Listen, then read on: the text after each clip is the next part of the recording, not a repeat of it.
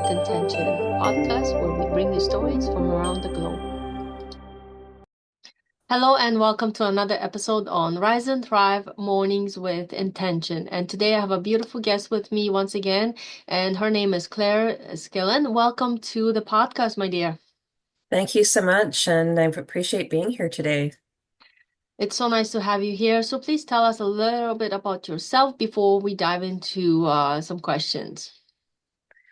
Okay, lots of different elements. So I work for myself currently, and for my company is Ceascape Solutions, and I work in consulting, typically in the change leadership space, or business strategy.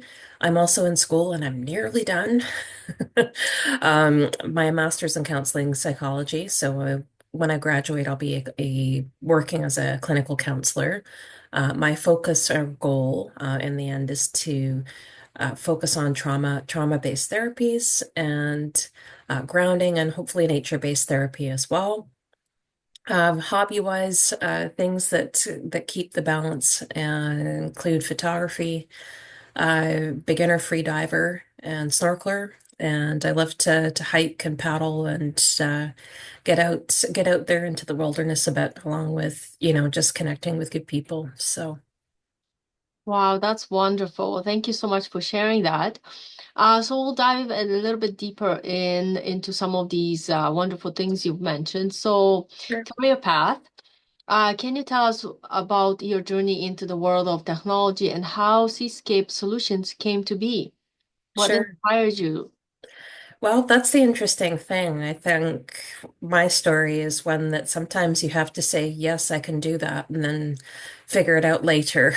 Because there are occasionally opportunities pop into the wings and you just need to leap, right? So in the early stages of my career, I wouldn't have imagined I would have stepped into to technology, I suppose. And yet I had an opportunity to present where there was a role as a business analyst, something I'd never really done before. And this is also an important message too, is that for women ex wanting to explore STEM professions, don't be surprised about how much might translate from what you do now to what's needed in these fields, right? I think that's a really important message because initially I didn't know. I didn't really come from that space. I mean, I have a science undergrad and worked on projects and did some process and stuff like that and facilitation, but I hadn't thought of how that would translate into technology. I had a pretty different idea of what was involved. And then I realized how much did. I worked for a couple of years as in a consulting company and then was presented with an opportunity to go on a contract with someone else that I knew who I'd previously worked with. And so I found myself in a place, do I want to take a leap and go on this new adventure? And to do so, I actually needed to create a company. Right. So the opportunity presented before the need for the company did, which was, I thought quite good fun, really. And so it's taken me on some pretty amazing adventures and some pretty amazing projects since. Wow, that's amazing. And you're right, sometimes you just have to take that a leap of faith and see what happens. And sometimes those tend to be like one of our most incredible journeys in life. Absolutely. Yeah. Even when sometimes people say, why are you doing that? For what reason? Like, and then you end up doing it. It's like, I did it for myself because I wanted to grow and expand my horizons. And you never know what's on the other end, and that's what makes it extra Yeah, special. absolutely. And a key thing is trusting in yourself and your ability to figure things out, Yeah, right? along the way sometimes, yeah, it may not be Mhm. easy, but when No, you're focused and you have clear intentions, things come about, right? absolutely. Yeah. So you love empowering women in STEM. Can you tell us a little bit more about that area? I think, yeah, I've always been involved in sciences. I've science initially, I guess. I've had a curiosity about it since I was, a tiny girl, really. And yeah, I still have a number of Audubon field guides on my shelf, to be sure. What is it about science that you like the most? Is it the solutions, or the initial part? Like what's driving you in that area? I think just curiosity about the world around me, Wow. I think probably as being a core. It's also an opportunity to work on impactful challenges and discover new things, collaborate with really interesting people, build some skills as well. I mean, that's a bonus, but yeah, curiosity is really at the core, I think, and then opportunity to be of service is certainly a core value of mine. So in spaces where I get to combine that, plus, you know, add in the lens of creativity and innovation, and that's just such a beautiful combination or opportunity, right? And there's so much there's so much room for contribution for women in STEM, and part of it, part of the blocks, I think, is people being aware of opportunities or thinking that, well, hey, no, maybe I can't do that. When in fact, if you take, I'm one of many examples out there, really, where I took a non-traditional path into technology, and yet technology serves everyone. And so it needs everyone, right, to be working in that space. And so part of a passion of mine is to help women understand that this is a choice for you, right? This is a choice for you if you want to explore it. Here's some opportunities. Here's how things could or might align depending on what your values and your goals are. And connecting people as best as we can, right? And so through some of the not-for-profit organizations, one with Island Women in Science and Technology, I had an opportunity to raise awareness and raise the profiles of women in STEM, their contributions, and why it's so important to have women in the STEM space. Wow. Amazing. And so going into this a little bit deeper, what led you to pursue a master's degree in counseling psychology, and how do you envision blending technology and mental health in the future? Excellent question. And, there's, in truth, part of the answer to that is I don't know. I'm not sure yet. I guess that's where some of that curiosity is going to serve me well, I suppose.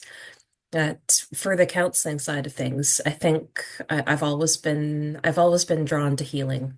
It's something I thought of pursuing probably about 20 years ago, to be frank. And so in some respects, it's almost like a geological exercise of pressure and time to become who we need to be to step into something new, in a space, especially a space like this.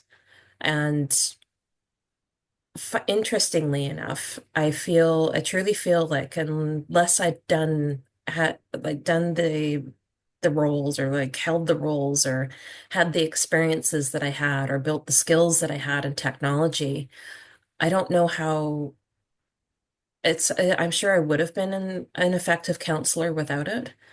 And I feel I will be far more effective with it. Part of that comes from the very nature of systems-based thinking, which is one of those things that spans across both disciplines, really. When you're looking at things from multiple angles, realizing the links and dependencies, and that things are perhaps a little bit more complex in nature than we perhaps give them credit for in some cases, and that you're always evolving and learning something new, Mhm. whether it's a scientific concept or in service of a person wanting to work on their healing journey, right? So there's another element that's a crossover for me, is looking at the root cause, right?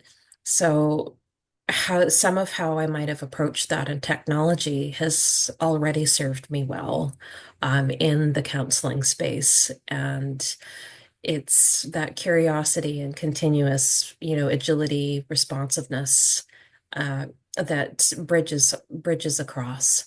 So when we think about how to blend the two, that's a really good question. I think there's some concepts there that I've shared that connect across. And there's one area that I think could be interesting. I don't know many people that work in this space, but it could be in the realm of trauma-informed UX or trauma-informed design. And so, given how much time people spend on technology, how can we adjust the experience that people have so as to be potentially less triggering where we understand and what those triggers are, um, where what those triggers are. So beyond that, I'm not sure. I think there's the the piece around if someone is feeling safe, or as safe as they can be. I've grateful that recently to have learned that there's no such thing as 100% safe space. There's safer spaces and there's brave spaces, right?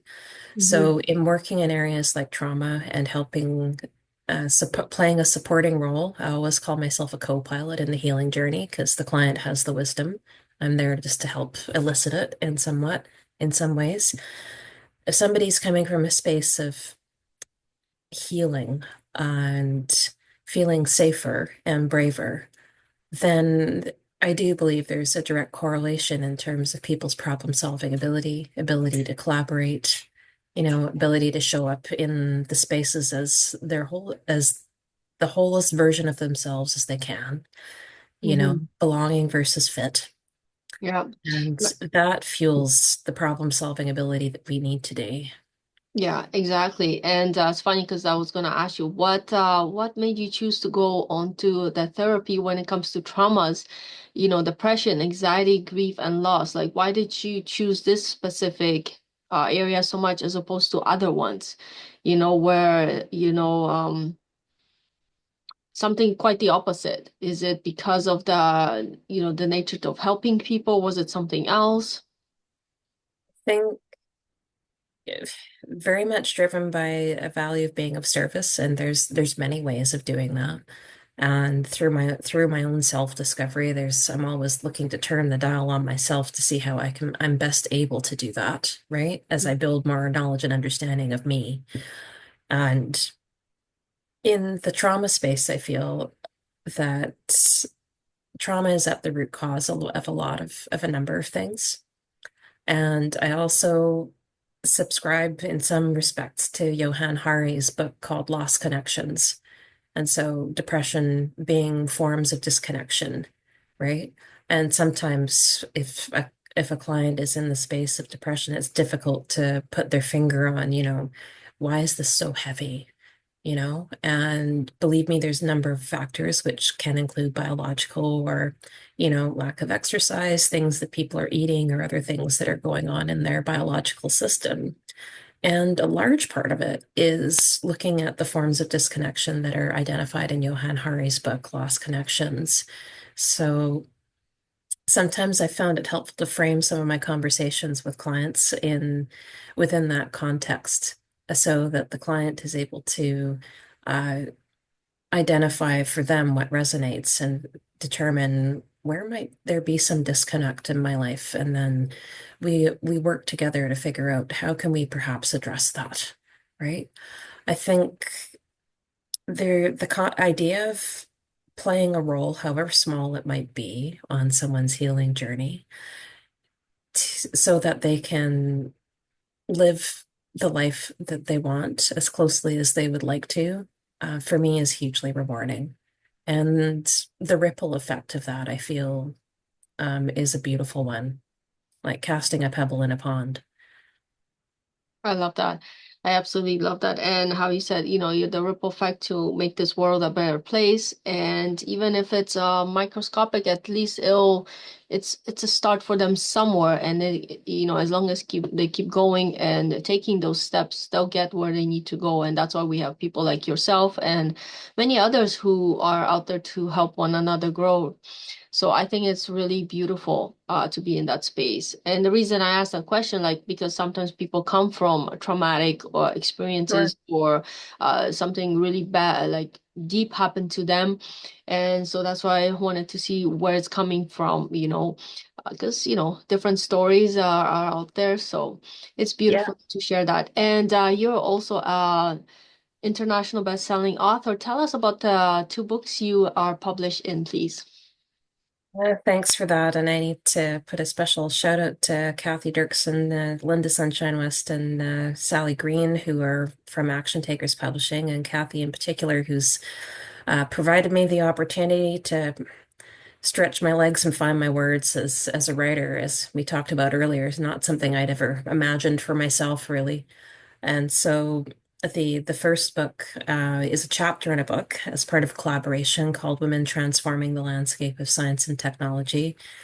And in there, I share my story of how I got into STEM and why I love it so much and why it's really, really important that, women take up space in that space, right? Uh, the second the second book is The Evolution of Women in Leadership in STEM. And the chapter in this book really speaks to foundation stones. And there I blend a little bit of what I've learned from my journey in counseling, having reflected on some of my own past events that have certainly fueled a passion in the mental health space, as well as the deeper understanding that I think is needed on a number of levels as you step into leadership roles or as somebody might do so. And so that chapter is called Press Pause. And in a 100-mile-an-hour world, sometimes pressing pause can be a little more challenging than we would like it to be. And yet that reflection time is so valuable. So in that chapter, I talk a little bit about, in my view anyway, what are some foundation stones for leadership. And part of it blends the deeper understanding of oneself, which is a cornerstone, and understanding yourself through the biopsychosocial, cultural, spiritual lenses, as all of us students needed to do in the first part of our master's program. Very impactful and quite a significant exercise, I'll say.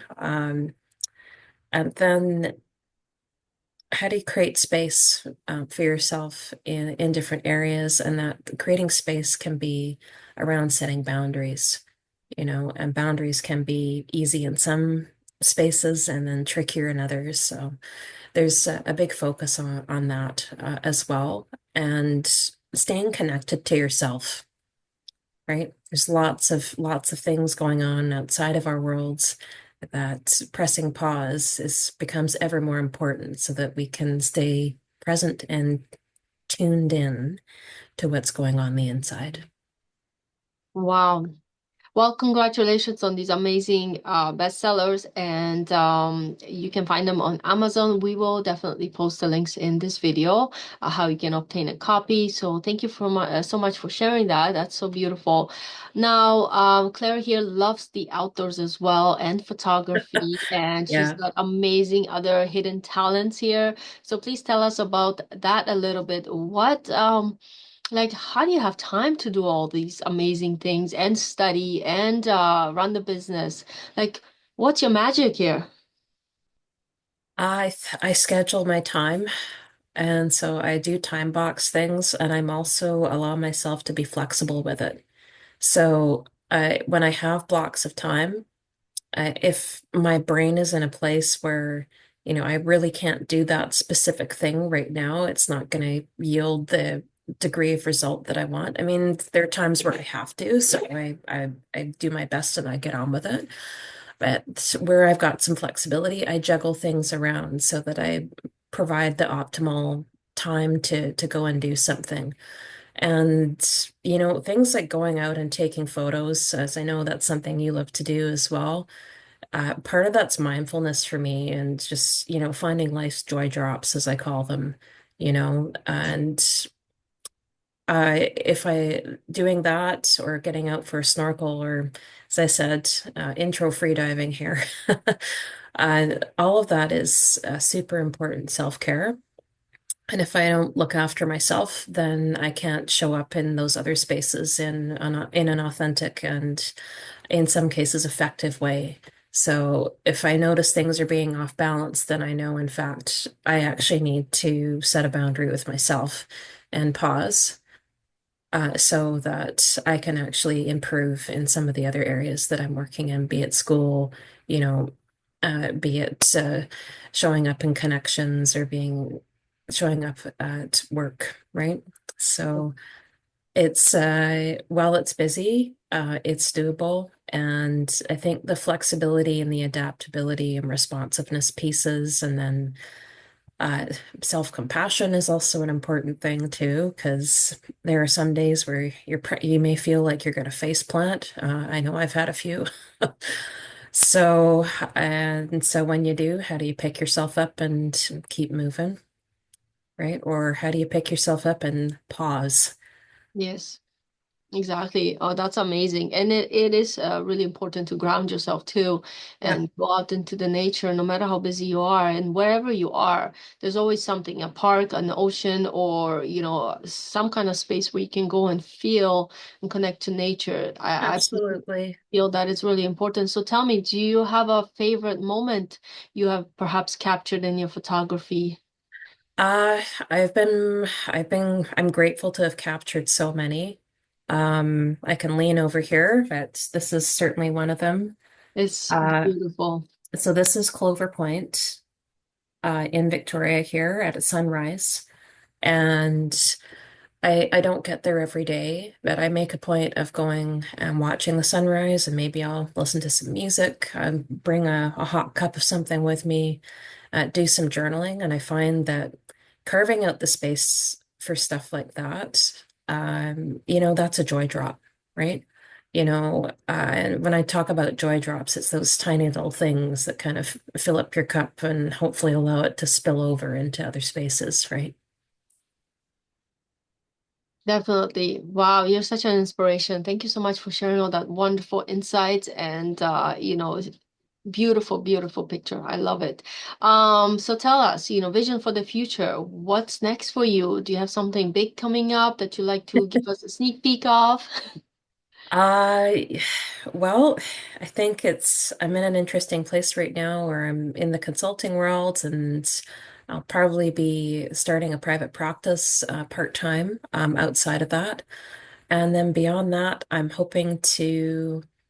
have a special photography project in the wings, which I won't say too much about, but I'm really excited to have more bandwidth, or as a friend of mine says, I'll have more spoons to work on once I finish school.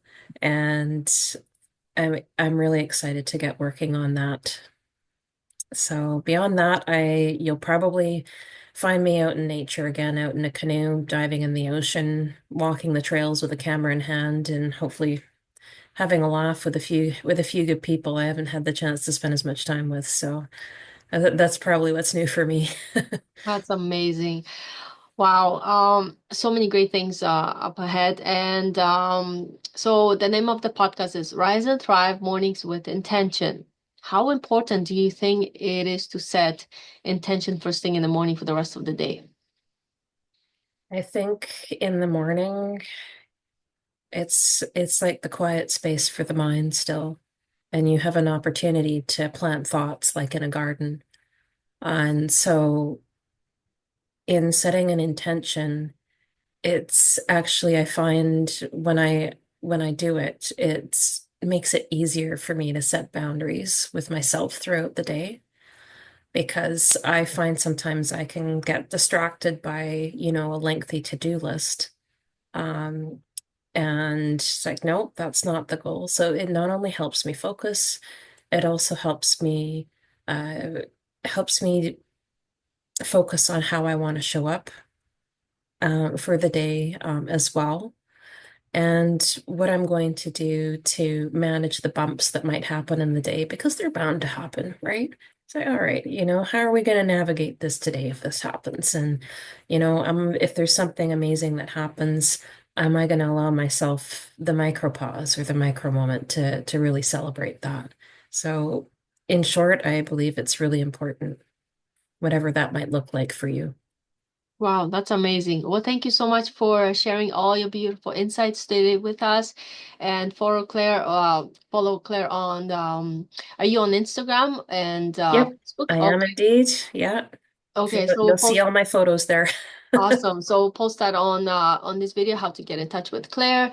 And if you have any questions, feel free to reach out. And thank you so much for being on our show today, Claire. And I hope you have a beautiful day and amazing holidays coming up. Thanks so much for having me today. Appreciate it, and happiest of holidays to you as well. Thank you so much.